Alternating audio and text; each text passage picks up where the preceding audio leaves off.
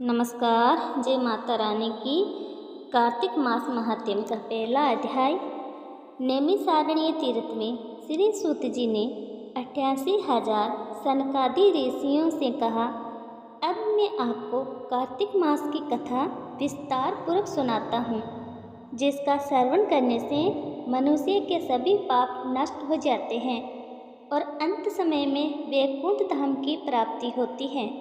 सूत जी ने कहा, श्री कृष्ण जी से अनुमति लेकर देव ऋषि नारद के चले जाने के पश्चात सत्यभामा प्रसन्न होकर भगवान कृष्ण से बोली, हे प्रभु, मैं धन्य हुई, मेरा जन्म सफल हुआ।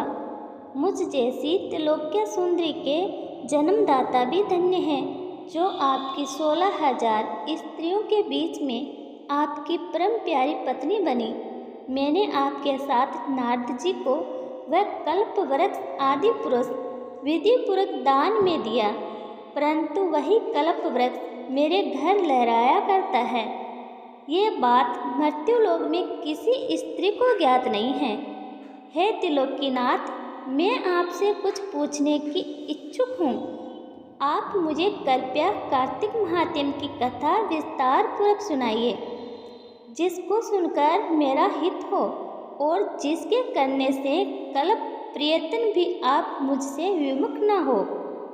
श्री सूत जी आगे बोले, सत्यभामा के ऐसे वचन सुनकर श्री कृष्ण ने हंसते हुए सत्यभामा का हाथ पकड़ा और अपने सेवकों को वहीं रुकने के लिए कहकर विलास युक्त अपनी पत्नी को कल्प वृक्ष के नीचे ले गए।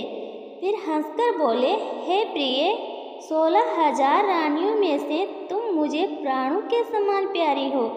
तुम्हारे लिए मैंने इंद्र एवं देवताओं से विरोध किया था। हे कांते, जो बात तुमने मुझसे पूछी है उसे सुनो। एक दिन मैंने तुम्हारी इच्छा पूर्ति के लिए गरुड़ पर सवार होकर इंद्रलोक जाकर कल्प वृक्ष मांगा। इंद्र द्वारा मना किए जाने पर इंद्र एवं गरुड़ में घोर संग्राम हुआ और गोलोक में भी गरुड़ जी गौओं से युद्ध किया। गरुड़ की चोंच से उनके कान एवं पूंछ कटकर गिरने लगे, जिससे 3 वस्तुएं उत्पन्न हुई। कान से तंबाकू, पूंछ से गोभी और रक्त से मेहंदी बनी। इन तीनों का प्रयोग करने वालों को मोक्ष नहीं मिलता। तब गौओं ने भी क्रोधित होकर गरुड़ पर वार किया, जिससे उनके 3 पंख टूटकर गिर गए। इनके पहले पंख से नीलकंठ, दूसरे से मोर और तीसरे से चकवा चकवी उत्पन्न हुए। हे प्रिय, इन तीनों का दर्शन करने मात्र से ही शुभ फल प्राप्त हो जाता है। ये सुनकर सत्यभामा ने कहा, हे प्रभु, कृपया मुझे मेरे पूर्व जन्मों के विषय में बताइए कि मैंने पूर्व जन्म में कौन कौन से दान, व्रत व जप नहीं किया है। मेरा स्वभाव कैसा था, मेरे जन्मदाता कौन थे और मुझे मर्त्युलोक में जन्म क्यों लेना पड़ा। मैंने ऐसा कौन सा पुण्य कर्म किया था जिससे मैं आपकी अर्धांगिनी बनी। श्री कृष्ण ने कहा, हे प्रिय, अब मैं तुम्हारे द्वारा पूर्व जन्म में किए गए पुण्य कर्मों को विस्तार पूर्वक कहता हूँ, उसे सुनो। पूर्व समय में सतयुग के अंत में मायापुरी में अति गोत्र में वेद वेदांत का ज्ञाता देव शर्मा नामक एक ब्राह्मण निवास करता था। वह प्रतिदिन अतिथियों की सेवा, हवन और सूर्य भगवान का पूजन किया करता था। वह सूर्य के समान तेजस्वी था। वृद्धावस्था में उसे गुणवती नामक कन्या की प्राप्ति हुई। उस पुत्रहीन ब्राह्मण ने अपनी कन्या का विवाह अपने ही चंद्र नामक शिष्य के साथ कर दिया। वह चंद्र को अपने पुत्र के समान मानता था और चंद्र भी उसे अपने पिता की भांति सम्मान देता था।